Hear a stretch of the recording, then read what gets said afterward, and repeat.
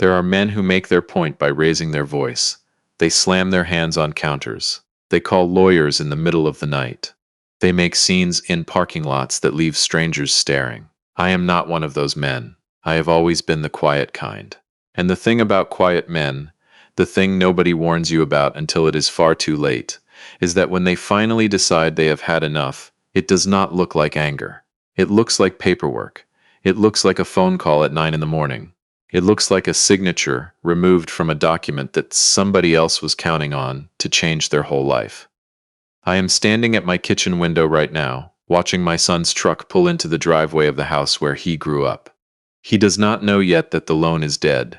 He does not know I called the bank.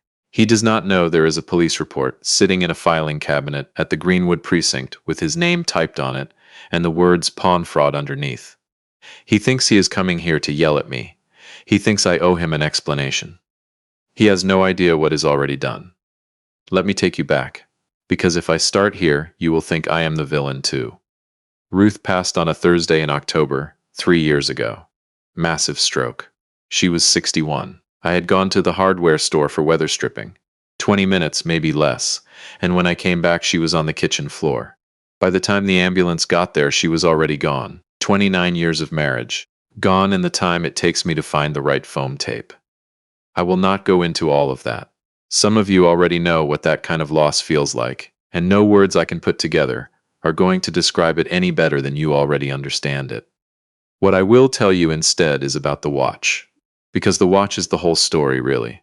Everything else is just the road that led to it. Ruth had a thing for antique shops. Every Saturday, if the weather cooperated, she would drag me through some barn or storefront out past Highway 31, picking through old furniture and silverware and things people had put down and forgotten. I pretended to be bored. I was not. I loved watching her face when she found something. She had a way of going very still when she connected with an object, like the rest of the world had briefly paused just for her. She found the watch at an antique show in Franklin, Indiana, on a Saturday in June. A Hamilton 992 railroad pocket watch, the kind conductors carried in the 1930s. White enamel dial, gold numerals, original chain. Her grandfather had worked the Monon Railroad out of Indianapolis for 30 years, and she said the moment she spotted it inside the glass case, she felt like he was standing right next to her. She bought it without hesitating, had it serviced by a watchmaker in Broad Ripple, had it engraved on the case back. To the man who keeps my time. Love, Ruth. She gave it to me on our 25th anniversary, wrapped in a square of cream-colored tissue paper inside a small cherrywood display box. I kept it on my dresser. I have not worn it in years. The crystal has a hairline crack I always meant to get repaired. But every morning when I got dressed, I would see it sitting there in that box, and for a few seconds, she was still in the room with me. That is the most honest way I can say it. She was still in the room. My son, Landon, is 24 years old. He is not a bad person.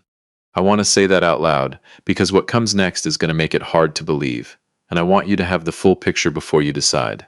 He is not a bad person. He is a person who was raised, in large part, by a father who was so terrified of losing him that he forgot to ask anything of him, ever. After Ruth died, I fell into the same trap I imagine a lot of widowed fathers fall into. Landon was 21, still in school, still figuring out who he was without his mother. We were both gutted. And in that shared grief, I convinced myself that what he needed was room and support and patience, and whatever he asked for, whenever he asked for it. I told myself I was holding the family together. What I was actually doing was building a young man who had never once had to sit inside a consequence.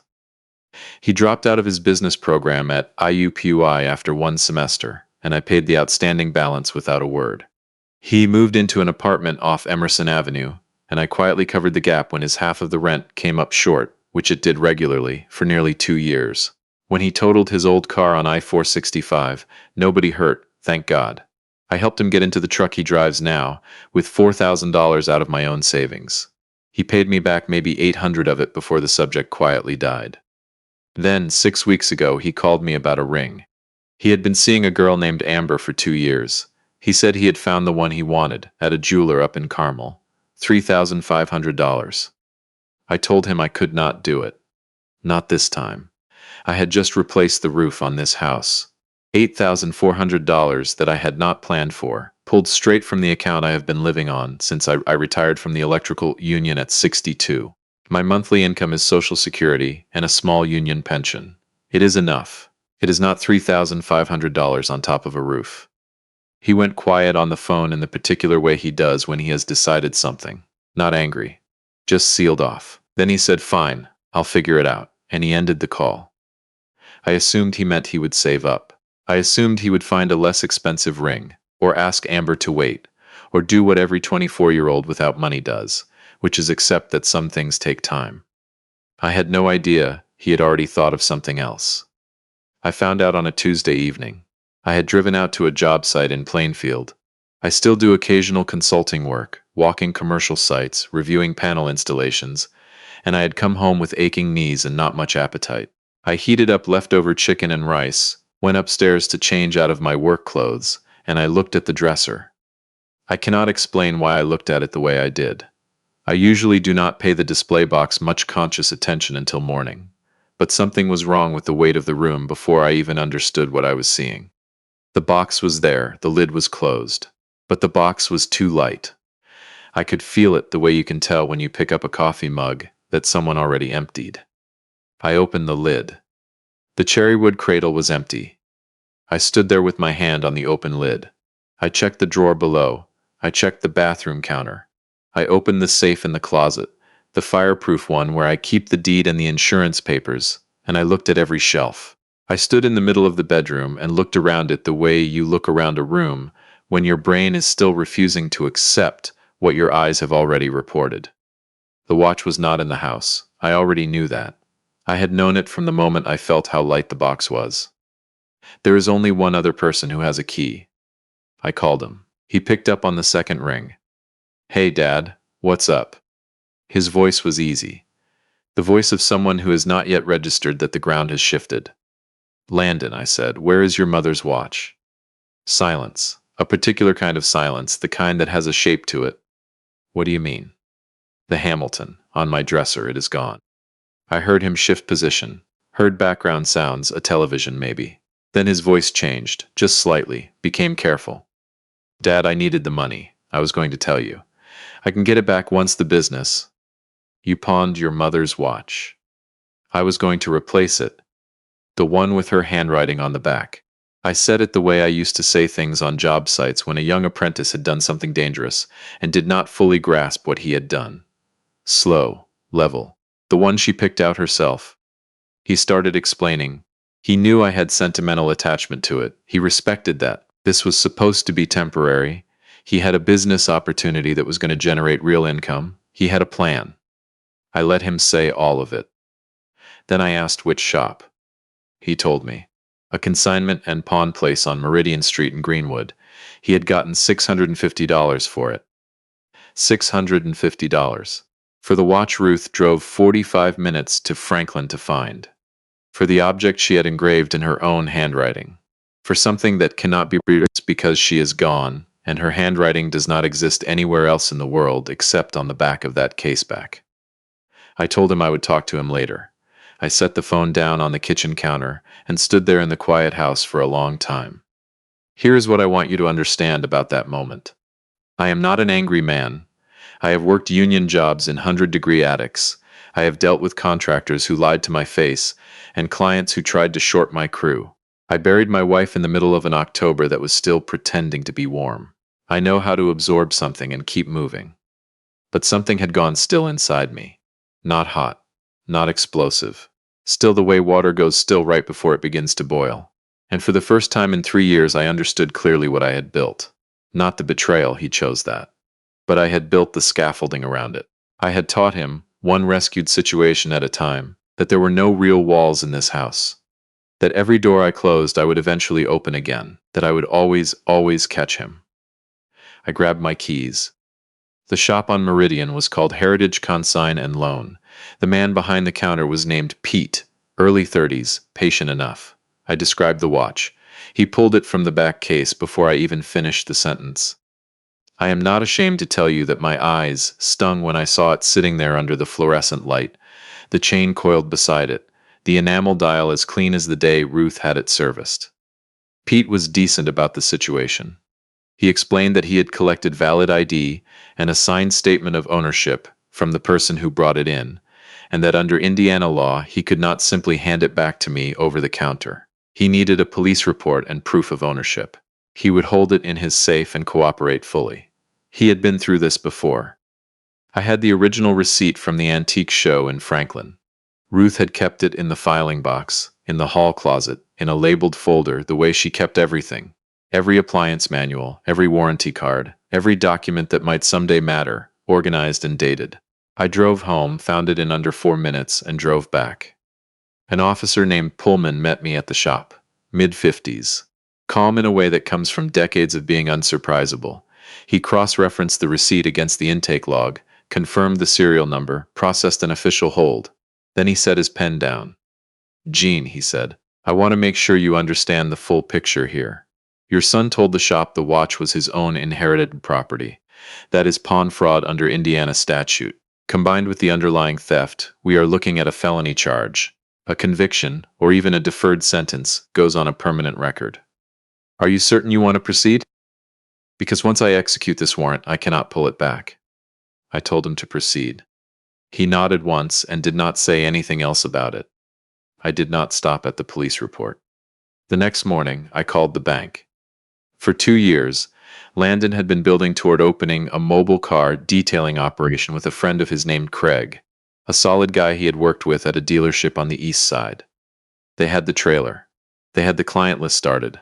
They had applied for a small business administration loan, $40,000. The bank required a cosigner because neither of them had the credit history yet. Landon had asked me 6 months ago. I had said yes. I believed in the idea. I believed in Craig. And at that point I still believed my son understood, at some level, what it meant to honor a commitment. I called the loan officer and asked to remove my name as cosigner. She told me the loan was 8 days from closing. She told me removing a cosigner at this stage would in all likelihood kill the application entirely. I told her I understood and that I needed to remove my name. She processed it that afternoon. I did not call Landon. I did not warn Craig, though I felt bad about that. I went home, made a pot of coffee, and sat at the kitchen table in the quiet that has lived in this house for 3 years. And I thought about Ruth. I thought about what she would say if she could see me right now, sitting here with cold coffee, and the particular silence of a decision that cannot be undone. I think she would be heartbroken. I also think she would understand, because Ruth was the one who taught me, long before any of this happened, long before any of us knew what was coming, that love without expectations is not love. It is just fear, wearing a kinder name. And I had been afraid.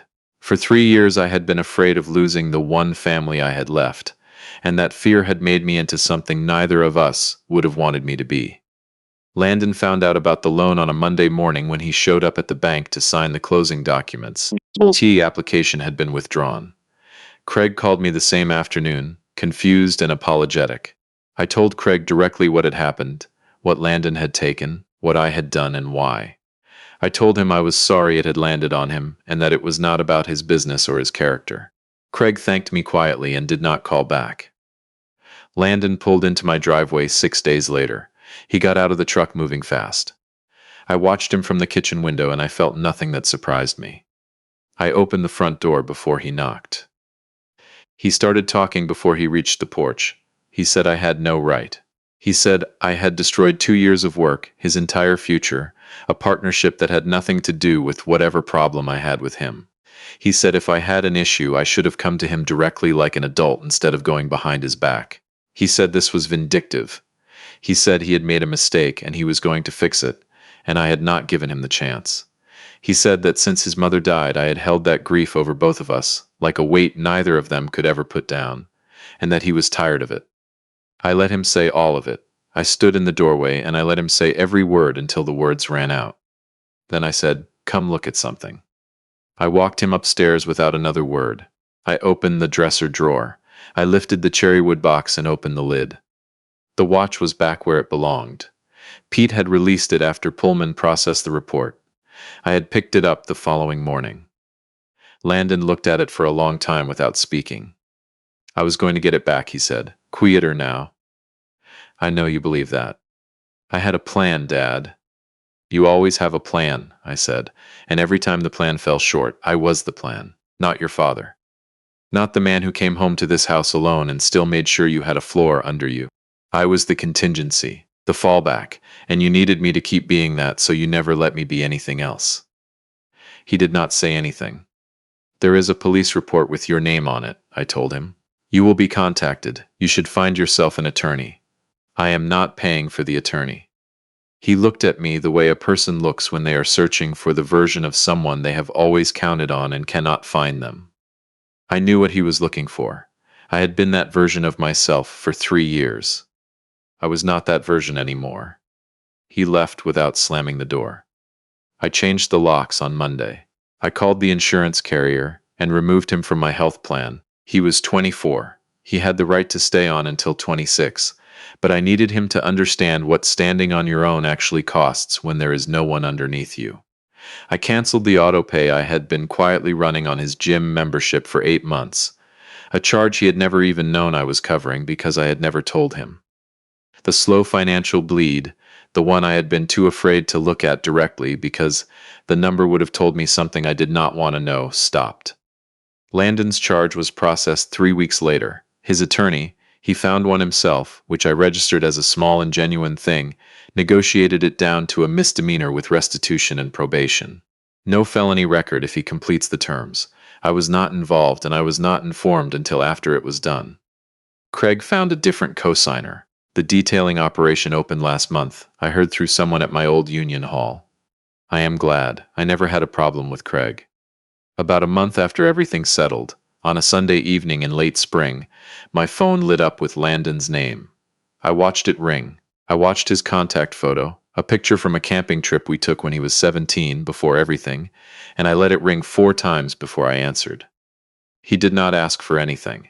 That was the first thing I noticed, the absence of the ask. He said he had been doing a lot of thinking.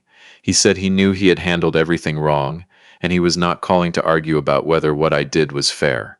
He said he just wanted to know if I was okay. I told him I was okay. We talked for 11 minutes, about nothing that mattered and everything that did. The weather. A game he had watched. A barbecue place in Fountain Square he thought I might like. Normal things, the kind of conversation we had not had since before his mother died. When he hung up, I sat at the kitchen table for a while, the way I have been sitting at this table for 3 years, in the particular quiet of this house. Then I went upstairs. I opened the drawer. I lifted the box and opened the lid, and the white enamel dial caught the last of the evening light coming through the window, and Ruth's handwriting was right there on the caseback, where it has always been and where it will always be. To the man who keeps my time. I closed the lid, set the box back carefully, closed the drawer the way you close a door on a room you have finally finished grieving in.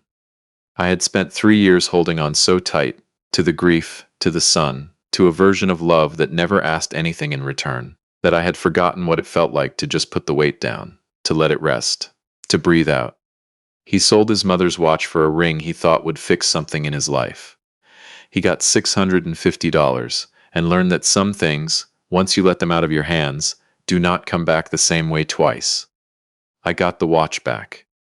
And for the first time since that October Thursday, I got my house back too.